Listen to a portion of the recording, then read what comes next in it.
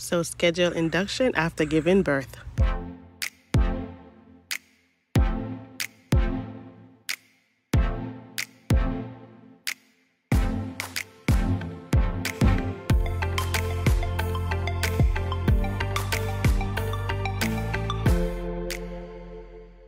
Welcome back, guys, to my family. So we're gonna do story time. I'm gonna do a couple minutes on each one of them on their birth when I was pregnant with them. So let's start with Maya. This is Maya, okay? When I was pregnant with Maya, okay? Her dad, so Mr. Smarty Pants, wanted to bet me to tell me that Maya was not a girl and it was a boy. So I told him, I said, no, the baby is a girl, it's not a boy. And he was like, well, I think it's a boy. And I said, well, you thinking it and I knowing it is two different things. But there was nothing to back up what I was saying except for the way I felt. So the day came that we had to go and get her ultrasound done to tell the gender of Maya. So we were on our way there. We got there. I have a question. Yes. How much money did he bet you? Your dad bet me $100 that he still have not paid me. We went in, we got ready. So they started doing the ultrasound. Knowing myself and know the feeling that I have, I told him it's a girl, and he keep telling me no. So when the guy started doing the ultrasound, and sure enough, my kids, my girls, let's put it this way, my girls, sure enough, when I was pregnant, I used to sit down on the chair, and the chair that I used to sit on, the chair, it had an armrest on it. So when I sat down, I would lean back in one armrest, and then my legs, I would have one leg on the hanging off on the floor, and then the other leg would be up on the armrest. So I was sitting like one leg down and one leg up like this. So my mom would always say, oh, you always sit like that. Those kids are gonna born with their legs wide open. So sure enough, when I went in to do my ultrasound with Maya, as soon as the guy put the monitor on my stomach, what you think happened? The baby's legs are wide open. As soon as he put the monitor on my stomach, her legs was wide open. So, and then the reason why I said that, because as soon as he put the monitor in my stomach, he looked at me and he's like, oh wow, this baby not even trying to hide what she is. And I was like, did you say she? And he's like, yep, it's a girl. And I was like, okay, you need to pay me my $100.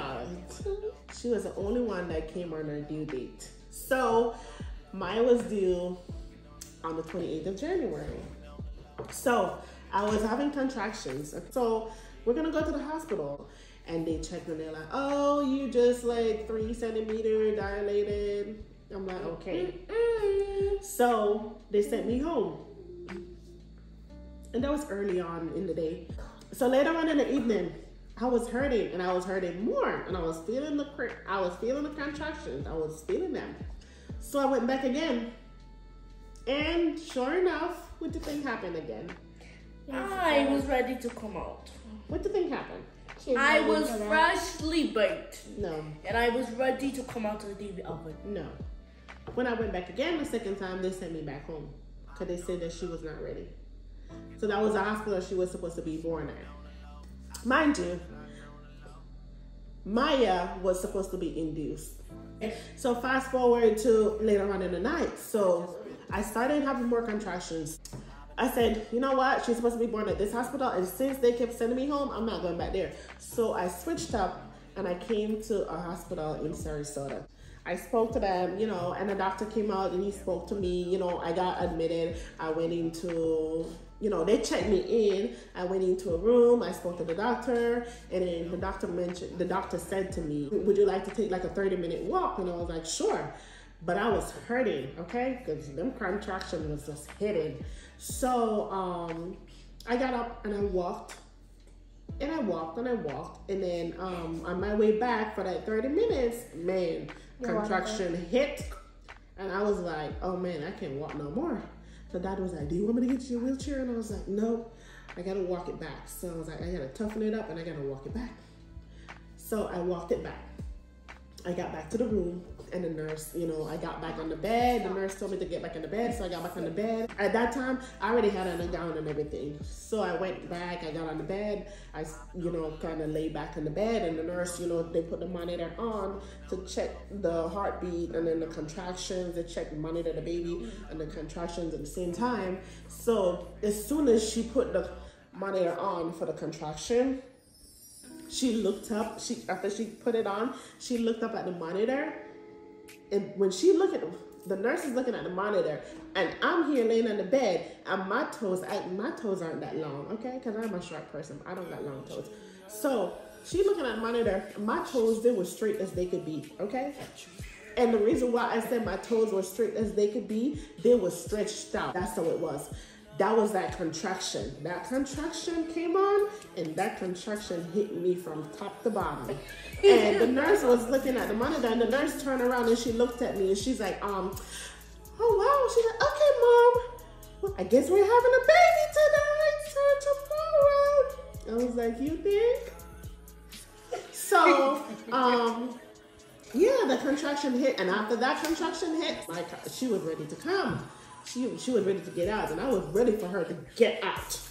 So that night I was there at the hospital, and I had a little nurse, and she was a little old lady. I can hear her whispering to, you know, my kid's dad. I can hear her whispering to him, telling him, don't let me try. If I try to get out of bed, you need to put my legs back in the bed and tell me to stay in the bed. Because the medicine, yes, I think that I want to go pee, and it's the baby pushing down, but the medicine, it actually makes you like pretty, like your legs are like wobbly. So it's not a good idea for you to get up and try to walk, because then you're going to fall down because your legs aren't strong enough for you to walk.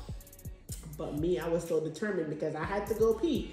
So she put a pad onto me. So she was like, okay, I'm gonna put a pad on the bed and you can pee on that. And I was like, no ma'am, I am not peeing on that. And I said, I am going to use the toilet. I'm not peeing on myself. And she was like, okay, you're not peeing on yourself, you're peeing on the pad. I said, that is considered peeing on myself because I will be able to feel it running on me still. So she's like, oh my God. She was like, okay, I was a hard nut to crack, okay? So she was like, okay, how about this? She said, I'll get you a bedpan so that way you can pee and you won't have to pee on the pad, but you have to promise me that you're not going to try to get up. And I was like, okay, you can get me the bedpan, okay, but I'm not peeing here on this pad. No, she went and got me the bedpan, and I did pee, but I peed just a little bit. But that was the 27th. That was on January 27th. And that was like going into overnight now because she had to leave for the next shift to come on. The next morning, Maya was born, and then that same nurse came back. That same nurse came back in, and then when she saw me, she was like, it's about time you had that baby. After we came home with Maya, the hospital that I went to before, that she was supposed to be born at, and for them to induce me, called me after I had Maya. When I got back home from this hospital, and telling me that I have a scheduled induction here. There's no need for you can cancel that induction because I came there and you guys sent me home. So that was it for Maya's birth. Yes, it was a rocky road, and it was an experience.